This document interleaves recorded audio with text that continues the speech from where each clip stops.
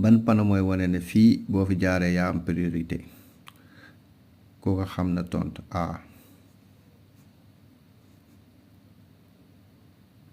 ban panneau mooy wane ne fii waroo fi doubler waroo fi dépasser maanaam D. ban panneau mooy wane ne fii am na danger mais lu yàggul lay doon D. ban panneau mooy wane ne fii sens unique la benn yoon boo xam ne dugguwaay kese la B.